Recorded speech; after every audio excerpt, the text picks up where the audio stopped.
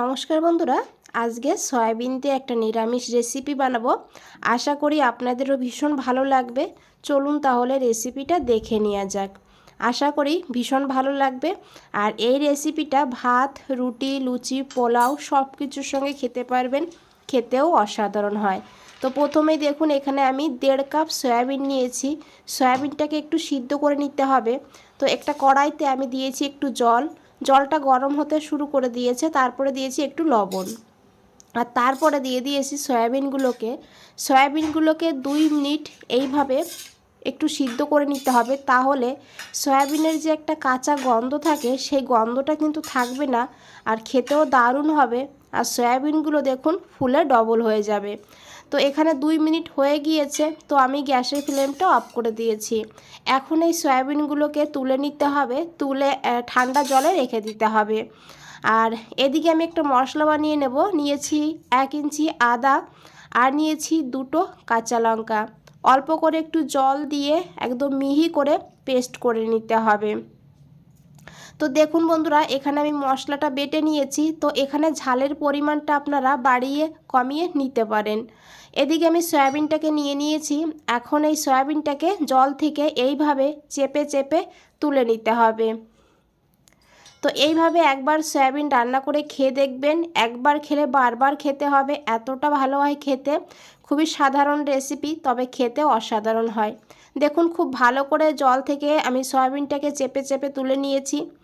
আর এখন এই সয়াবিনটাকে ম্যারিনেট করে রাখতে হবে। তার জন্য এখানে নিয়েছি 1 চামচ আদা আর কাঁচা লঙ্কা বাটা, আর তারপরে নিয়েছি এখানে লবণ, পরিমাণ মতন লবণটা দিয়ে দিতে হবে। তারপরে দিতে হবে হলুদের গুঁড়ো অল্প করে, আর দিয়ে দিতে হবে এখানে টক দই। এখানে আমি 1.5 চামচ টক দই নিয়েছি। টক দইটা দেওয়ার কারণে এই সয়াবিনের টেস্টটা দ্বিগুণ হয়ে যাবে।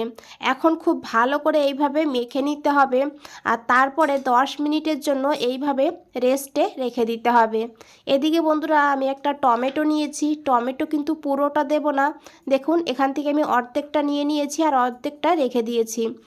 তো এইভাবে টমেটোটাকে কেটে নিয়েছি। এই রেসিপিতে খুব বেশি টমেটো হলে খেতে কিন্তু ভালো হবে না। আর এদিকে দেখুন বন্ধুরা, আমি একটা ফ্রাই প্যান বসিয়ে দিয়েছি। নিয়েছি 1 চামচ তেল। আমি রান্নাটা সাদা তেলে করব, তো আপনারা চাইলে সর্ষের তেলও করতে পারবেন। আর তেলটাকে ভালো করে গরম করে নিতে হবে। তারপরে নিয়েছি এখানে ক্যাপসিকাম। এখানে আমি একটা মিডিয়াম সাইজের ক্যাপসিকাম এইভাবে কেটে তারপরে ক্যাপসিকামটাকে হালকা ভেজে নেব। তো এই তেলের ভেতরে আমি ক্যাপসিকামটা দিয়ে দিয়েছি, আর ক্যাপসিকামটাকে কিন্তু হালকা করে ভাজতে হবে, একদম পুরোপুরি ভাজলে হবে না। তো দেখুন এইভাবে আমি হালকা করে ভেজে নিয়েছি। এখন এই ক্যাপসিকামটাকে তুলে নিতে হবে। এই তেলেই আমি সয়াবিনগুলোকে ভেজে নেব। তো পুরো সয়াবিনটাকেই কিন্তু দিয়ে দিয়েছি। এখন মিডিয়াম ফ্লেম করে সয়াবিনটাকে ভেজে নেব হালকা গোল্ডেন ব্রাউন হওয়া পর্যন্ত। তো এইভাবে সয়াবিনটাকে ভেজে নিলেও সয়াবিনের টেস্টটা কিন্তু দারুণ হবে। তো দেখুন এখানে সয়াবিনের কালার হয়ে গিয়েছে। তো এইভাবেই সয়াবিনটাকে ভালো করে ভেজে নিতে হবে। এখন এই সয়াবিনগুলোকে নামিয়ে নিতে হবে। আর এই প্যানেই আমি আরও 2 চামচ তেল অ্যাড করে দিয়েছি।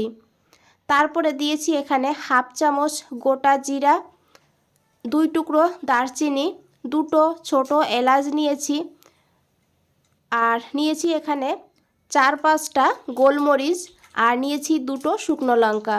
ফোড়নটাকে একটু ভেজে নেব সুন্দর একটা সুগন্ধ বের হওয়া পর্যন্ত। বন্ধুরা রেসিপিটা ভালো লাগলে অবশ্যই একটা লাইক করে দেবেন। নতুন বন্ধুদের বলছি চ্যানেলটা সাবস্ক্রাইব করে পাশে থাকবেন, নিচে বেল আইকনটা আছে প্রেস করে রাখবেন। যখনই নতুন কোনো রেসিপি দেব সবার আগে আপনাদের কাছেই পৌঁছে যাবে। তো দেখুন বন্ধুরা, তারপরে দিয়েছি অল্প করে একটু হিং।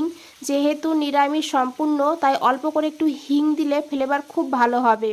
তারপরে দিয়েছি বেটে রাখা আদা আর কাঁচা লঙ্কার পেস্ট, দিয়েছি অল্প করে একটু জল, আর দিয়েছি 1/2 চামচ জিরের গুঁড়ো, 1/2 চামচ দিয়েছি কাশ্মীরি লঙ্কার গুঁড়ো। কাশ্মীরি লঙ্কার গুঁড়ো দিলে কালার ভালো হবে, ঝাল হবে না। তারপরে দিয়েছি 1/2 চামচেরও কম হলুদের গুঁড়ো। আর এখন খুব ভালো করে এই মশলাটাকে কষিয়ে নিতে হবে।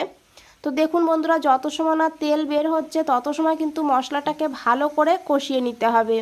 এদিকে আমি আরও একটা মশলা বানিয়ে নিয়েছি। একটা বাটিতে নিয়েছি অল্প করে জল, সেখানে নিয়েছি 1 চামচ পোস্ত, আর নিয়েছি এখানে 6-7টা কাজু বাদাম, 7-8টা নিয়েছি এখানে কিশমিশ। এখন এই মশলাটাকে একদম মিহি করে পেস্ট করে নিতে হবে। এদিকে মশলাটাও ভালোভাবে কষানো হয়ে গিয়েছে, একদম তেল আলাদা হয়ে গিয়েছে। এখন দিয়েছি টমেটো, টমেটোটাকে দিয়ে খুব ভালো করে এইভাবে মিশিয়ে নিতে হবে। তারপরে দিয়ে দিতে হবে বেটে রাখা মশলা, কাজু বাদাম, কিশমিশ আর পোস্ত। এখানে কিন্তু আমরা টমেটোকে একদম গলিয়ে ফেলবো না, এইভাবে দিয়ে ভালো করে মিশিয়ে তারপরে এই মশলাটা দিয়ে দিতে হবে। অল্প করে জলও অ্যাড করে দিয়েছি। এখন এই মশলাটাকে খুব ভালো করে কষিয়ে নেব, যাতে পোস্ত আর কাজু বাদামের কাঁচা গন্ধটা না থাকে। তো দেখুন বন্ধুরা, এই মশলাটাও কষানো হয়ে গিয়েছে আর মশলার থেকেও কিন্তু তেল ছেড়ে দিয়েছে। এখন দিয়ে দিতে হবে ভেজে রাখা সয়াবিন। সয়াবিনটাকে দিয়ে খুব ভালো করে মিশিয়ে নিতে হবে। তারপরে ঢাকা দিয়ে দিতে হবে 2 মিনিটের জন্য লো ফ্লেম করে। 2 মিনিট পর ঢাকনাটা খুলে নিয়েছি, আর এখন খুব ভালো করে একবার মিশিয়ে নিয়ে দিয়ে দিতে হবে ভেজে রাখা ক্যাপসিকাম। ক্যাপসিকামটাকে দিয়েও খুব ভালো করে মিশাতে হবে। বন্ধুরা আবারও বলছি, যদি ভালো লাগে অবশ্যই একটা লাইক করে দেবেন, কমেন্ট করে জানাবেন, শেয়ার করতে ভুলবেন না। তো দেখুন খুব ভালো করে মিশিয়ে নিয়ে আমি দিয়ে দিয়েছি জল। এখানে হালকা গরম জল দিয়েছি, তবে এই সয়াবিনের রেসিপি একদম ঝোল হলে কিন্তু খেতে ভালো হবে না, গা মাখা ঝোল হবে তবেই কিন্তু খেতে ভালো হবে। তো পরিমাণ মতন জলটা দিয়ে খুব ভালো করে মিশিয়ে নিতে হবে। আর এখানে কিন্তু আর কিছুই সিদ্ধ হওয়ার মতন নেই, একটু জলটা দিয়ে একটু জাল করে নিলেই হবে। তো দেখুন খুব ভালো করে আমি মিশিয়ে নিয়ে দিয়ে দিয়েছি পরিমাণ মতন লবণ, আর দিয়ে দিয়েছি এখানে 1/2 চামচ চিনি। চিনিটা দিলে টেস্টটা ব্যালেন্স হবে, সেই কারণে কিন্তু চিনিটা দিতে হবে অল্প করে। দিয়ে খুব ভালো করে মিশিয়ে নিয়েছি, আর 5 মিনিট এখন মিডিয়াম ফ্লেমে রান্না করে নেব। 5 মিনিট হয়ে গিয়েছে, ঢাকনাটা খুলে নিয়েছি। তো দেখুন কত সুন্দর লাগছে দেখতে, আর এটা খেতেও অসাধারণ হয়। একবার হলেও এইভাবে বানিয়ে দেখবেন। এখন দিয়ে দিয়েছি 2টো চেরা কাঁচা লঙ্কা। কাঁচা লঙ্কা দিলে কাঁচা লঙ্কার ফ্লেভারটা কিন্তু এই সময় খুব ভালো হবে। তারপরে এইদিকে দেখুন আমি 1 চামচ ঘি গরম করে নিয়েছি। ঘিয়ের মধ্যে দিয়েছি অল্প করে একটু হিং। এখন খুব ভালো করে একটু মিশিয়ে তারপরে দিয়ে দিতে হবে এইভাবে, আর দিয়ে সঙ্গে সঙ্গে কিন্তু ঢাকা দিয়ে দিতে হবে। ঢাকা দিয়ে গ্যাসের ফ্লেমটা অফ করে দিয়ে 5 মিনিটের জন্য স্ট্যান্ডিং টাইমে রেখে দিয়েছিলাম।